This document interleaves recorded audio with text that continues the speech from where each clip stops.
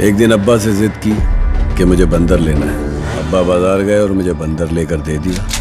उस दिन मुझे पता चला हर जानवर पालतू नहीं होता। आज जिस फिल्म का रिव्यू हम आपके लिए लेके आए हैं वो है हम फिल्म्स के बैनर तले बनने वाली फिल्म जॉन। फिल्म की कास्ट में शामिल हैं आशिर वजाहत, जिनको आप पहले भी कई कैमियो अपीयरेंसेस में देख चुके हैं, खास तौर पे फिल्म छलावा में। उसके अलावा फिल्म की कास्ट में है रुमैसा खान, सलीम मेराज और रजा सम्मो। अगर आशिर वजाहत के कैरेक्टर की बात करें तो आशिर वजाहत इस फिल्म में टाइटल रोल जॉन प्ले करते नजर आएंगे। रुमैसा खान मारिया के किरदार में नजर में आएंगी, जबकि सलीम मेराज दाऊद के एक पावरफुल किरदार में नजर आएंगे। साथ साथ रजा सम्मो भी फजल के किरदार में एक अच्छी परफॉर्मेंस देते हुए नजर आएंगे। फिल्म को लिखा और फिल्म को डायरेक्ट किया है बाबर अली ने और ये फिल्म 14 जुलाई को पाकिस्तान भर में रिलीज कर दी गई है। फिल्म की अगर रन टाइम की बात करें तो फिल्म का रन टाइम 1 घंटा 50 मिनट है, जो कि बहुत ज्यादा नहीं है। फिल्म की अगर मेरिट्स और डीमेरिट्स पे रोशनी डालें तो फिल्म की सबसे बड़ी खास बात फिल्म की कहानी है, जो कि बहुत मुनफरिद और बहुत ही उम्दा अंदाज में लिखी गई है। अगर आपने इससे पहले सलीम मेराज को फिल्म लाल कबूतर में एक टारगेट किलर का किरदार में देखा है तो आप दोबारा जब उनको जॉन में देखेंगे तो आपको लाल कबूतर की यादें काफी हद तक ताजा हो जाएंगी। सलीम मेराज एक पावरफुल परफॉर्मर है और उन्होंने इस दफा भी अपने शायकीन्स को, अपने फैंस को मायूस नहीं किया है और एक बहुत ही पावर पैक्ड परफॉर्मेंस दी है। अगर परफॉर्मेंसेस की बात करें तो आशिर वजाहत, जो कि इस फिल्म में जॉन का टाइटल रोल प्ले करते हुए नजर आएंगे, उन्होंने बहुत अच्छी परफॉर्मेंस दी है, लेकिन अभी भी उनकी परफॉर्मेंस में, खास तौर पे उनकी डायलॉग डिलीवरी में मजीद बेहतरी की गुंजाइश बाकी है। रुमैसा खान मारिया के किरदार में भी काफी इंप्रेस करती हुई नजर आई हैं और खास तौर पे फिल्म के रोमानवी सीन्स में, रोमांटिक सीन्स में, फिल्म के सॉन्ग्स में बहुत हद तक उन्होंने इंप्रेस किया है और जो जज्बाती अदाकारी भी जहाँ पे है वहाँ पे उन्होंने बहुत अच्छी अदाकारी का मुजाहरा किया है। रजा सम्मो की अगर हम बात करें तो रजा सम्मो एक सपोर्टिंग रोल में आपको नजर आएंगे, लेकिन रजा सम्मो ने भी बहुत अच्छी परफॉर्मेंस दी है और अपने नेचुरल अंदाज में जिस तरीके से वो किरदार अदा करते हैं उन्होंने वैसे ही अपना किरदार अदा किया है। अगर फिल्म के हवाले से बात करें कि फिल्म बॉक्स ऑफिस पर क्या नुमाया कारकर्दगी दिखा पाएगी या नहीं दिखा पाएगी तो ये कहना कबल वक्त होगा। फिल्म के साथ थोड़ी सी ट्रेजेडी ये है कि ये film mission impossible dead reckoning part 1 के साथ सिनेमा घरों में रिलीज की गई है और इसी वजह से फिल्म को शायद उतने शोज ना मिल सकें